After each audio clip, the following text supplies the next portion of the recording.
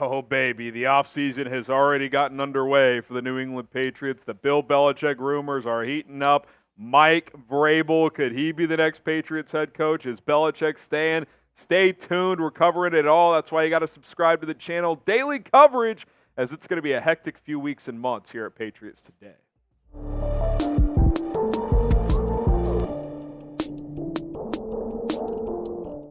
Welcome into Patriots Today. Buckle up, Pats fans. My name is Harrison Graham. Rumors are flying around Bill Belichick as he had his exit press conference today following the 2023 season. There's rumors around him, around the head coach position, what they're going to do. It's going to be very, very fascinating. Let's start with scenario number one, and that is, of course, Bill Belichick possibly staying. I do think that is a scenario that could come to fruition here. Here's what Belichick had to say when asked about his job status. He said, "I'm under contract," which, by the way, he's never talked about his contract in the past, so I find that very notable. "I'm going to do what I always do, which is every day I come in, work as hard as I can to help the team in whatever way I can. So that's what I'm going to continue to do." And I mentioned it, Rolly. He's never discussed his contract situation before today in the history of his tenure, at least that I'm aware of. I think that's applying a little bit of pressure on Robert Kraft, like, hey, I don't want to go anywhere necessarily. The ball's in your court, buddy. All I know is I'm under contract and I'm going to show up to work until told otherwise. Yeah, that should be the number one takeaway surrounding Bill Belichick today, is that three-word line, "I'm under contract." Like you mentioned, he's never mentioned that before in the past, so why now? I think, to your point, Harrison, is it's basically pointing to the fact, hey, they're paying me, so the only way I'm getting moved is if they want me to get out of this organization, right? Obviously, they can work together to potentially find a trade partner if that's the way Robert Kraft wants to go down the situation. But the way Belichick spoke today made it seem to me, at least, that he is definitely going to be coaching next year, and he kind of wants to be in New England rather than anyone else. Yeah, the way I'm reading this, Rolly, is he's not going to go to Kraft and be like, hey, let's see if we can facilitate my move to another team. Now, the opposite could happen where Kraft comes to him and be like, hey, it's been a great run. We still think you can coach, but we're looking for a restart. Team X, Team Y, they're interested. Which team are you most interested in? We can help negotiate some kind of a deal here, but we're moving on. But I don't get the sense that Belichick is going to be the one initiating that, at least not right now. Maybe that could change, but I think he's such a robot when it comes to being a football coach. He's going to show up to work, do what he does, probably start off-season evaluations of current players, free agents, draft, and he's going to operate business as usual until Robert Kraft or whoever decides to tell him not to do that or gives him the approval to keep doing that. So it's going to be very interesting, and you just hope this doesn't turn into something ugly, because at the end of the day, this has been a hell of a run, and regardless of how this plays out, it deserves to be ending on a respectful note regardless of how that goes. Now, what do you guys think? Will Bill Belichick return in 2024? Type Y for yes, or you can type N for no. Let us know in the comment section right now. Now, Belichick was also asked earlier today if he would give up his general manager duties. Another interesting quote from him here as well. He said, "Look, I'm for whatever. Collectively, we decide as an organization is the best thing to help our football team." Now, Rolly and I took this one a little bit differently. Rolly, I'll let him speak for himself in a minute. I took that as kind of just like general day after season speak. Like, he's not going to go up there and give he's not going to be like go up there and say hell no after a 4-13 season. Like, I'm not giving up GM duties, but he's also not going to go up there and be like, yeah, I already told Robert that let's go hire a GM. Like, that was kind of like, hey, I'm a team guy. Again, like, to me, he's pointed the direction in Kraft, like, hey, I want to be here. Let's make it work. And it's up to Robert Kraft to determine the future. Now, would Bill Belichick just lie down from his GM duties? Maybe he would, but I didn't necessarily take that when he gave his answer. I know you feel a little bit differently. Yeah, listen, my first reaction to that quote is it sounds like someone who wants to be back. I'll reiterate what I just said. It feels like Belichick is all in and staying in Foxborough. And to me, it makes sense. Like, right? He is 70-plus years old. He's been here forever. His family's still here. Does he want to start over? Probably not. Why wouldn't he want to stay in New England? And if Robert Kraft tells him, listen, Bill, we love you. Everything you've done, no one will ever do it again for us. But the only way we're keeping you is if we're bringing another GM and we're stripping you of personnel decisions. Then maybe Belichick is okay with that now. I didn't know if he would be able to handle that based off his ego after doing this his way for the last decade plus. Like, would he be willing to do it at this stage of his career? Maybe I'm getting suckered in, but that quote to me, it kind of alluded to the fact he would be able to do so. And I've been on record saying I'd want to keep Belichick if they brought in a formal GM to make all of the decisions, evaluate some talent on the offensive side. I'm still fine with bringing in Belichick, say, hey, what do you think about these defensive guys? But when it comes to the offense, we need someone else separate of Belichick to make those decisions, make those calls, and allot money to where they feel fit. And if Belichick is okay with doing so, which kind of, at least if you're taking the quote at face value, he is, well, maybe he is going to come back. Before we jump to the next thing, I do want to chime back in on that as well. The part about you need someone especially to make the offensive decisions, like especially right now, like you've got a top 3 pick in a quarterback-rich draft. You've got a high selection in which you have to upgrade your offense as a whole, not only at quarterback, but at receiver, but on the offensive line also. Like, I don't know where this is going, but you can't let Bill Belichick be the primary decision maker when it comes to who next year's quarterback is going to be. Like, that cannot be allowed. And if Belichick is not willing to do that, then that's a non-starter for me. That's a, hey, thank you for 25 years, we're moving on. Because I don't trust you to guide us in the right direction offensively. I'm sorry. Like, that, you got to be firm if you're Robert Kraft. So, sure, if you want to go down Roley's avenue, if he gives up GM duties and you bring in someone, yeah, I agree. Belichick can still coach. I would still be hesitant. I think there's an opportunity here to hit the reset button and go in a new direction, but I could get on board with that, but Belichick can't have any say with who the quarterback's going to be next year, in my opinion. All right, coming up, we're going to discuss a wild scenario that's gaining some legs. Mike Vrabel, could he return to New England and be this team's next head coach? I would love that idea. We'll see if it happens, get you caught up on the latest buzz around that. But we do want to tell you guys about Prize Picks, daily fantasy made easy. And with the national championship game set to kick off tonight, this is a perfect time to download the Prize Picks app. Go to prizepicks.com/CLNS. Use our code CLNS. We've been telling you guys about Prize Picks for a while. You pick 2 to 6 players on any given entry. More players you pick, the more money you can make. So Roley and I got a little 4-player entry here. Michael Penix, he's been cooking. We'll take the more on his passing yards. We're going to go less on Blake Corum rushing yards. Century mark's tough, especially in a big game like this. I know Washington struggled against the run against Texas, but you got to think that's going to be a focal point. Like, if I'm the Huskies, I'm making J.J. McCarthy beat me. Roma Dunze, I think he finds the end zone. And then J.J. McCarthy, to that point, if they can slow down the run, Washington, he's going to have to throw more. So got them more there. 10 to win 100 here. You can win up to 25 times your money on a 6-player entry. So go to prizepicks.com/CLNS. Use code CLNS to get a $100 deposit match. Tons of different stat projections you can roll with on your entries for the College Football National Championship tonight. It's a perfect time to sign up for Prize Picks. Link is in the comments and in the description.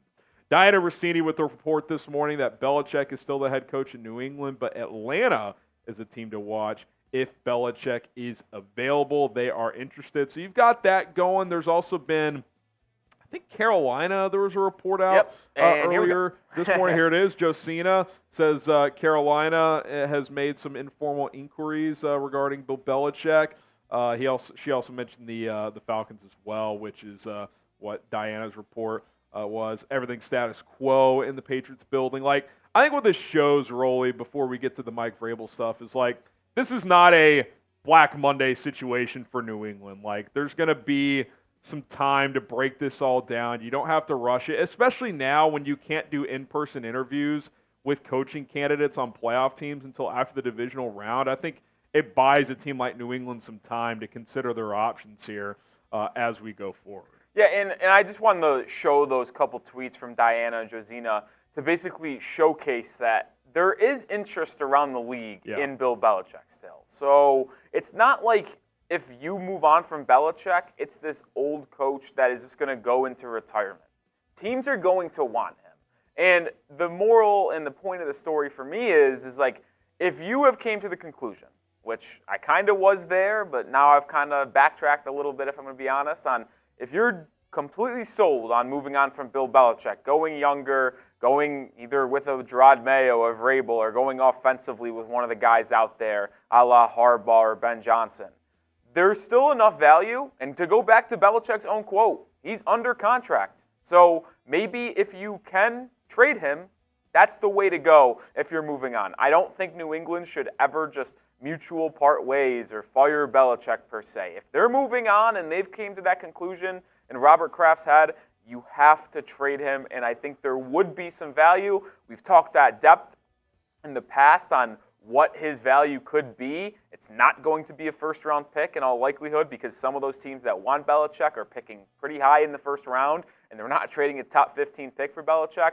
But maybe you could get a top 45, top 50 pick for Belichick in the second round. Well, and that's why there's appeal to me to doing it, Rolly, is because, like, if you decide to stick with him now, you're probably not going to be able to trade him in the future because, I mean, sure, like, if you stick with him for another year and you decide to move on next offseason, maybe. But, like, to me, if you're committing to him now with a rookie quarterback, like, you're probably committing to him for a few years here. And, you know, maybe he coaches 5 or 6 more years and then he retires. Like, if you're going to get something for him, if you're unconvinced he's the right leader moving forward, then the time is now to move on from him. So you really got to think long and hard about this if you're Robert Kraft. I think it's twofold. It's one, what can you get for Belichick? It's two, do you believe he could still guide this football team to high levels of success? And then three, who are coaches out there that you like that are actually attainable? If Mike Vrabel is gettable, that would be a pretty strong name to me. Now, you'd probably have to trade for him as well, which, you know, I know there's opinions out there about that. Rolly doesn't love that idea, which we'll discuss. But, you know, it's tricky, man, and that's why I do think they'll take a little bit of time here before making a final decision. Now, what would you rather do? Would you rather keep Belichick as head coach but strip him of GM duties, or would you just move on and trade him? Type K for keep him as head coach but get a GM, or T for trade him. Let us know your thoughts in the comments right now.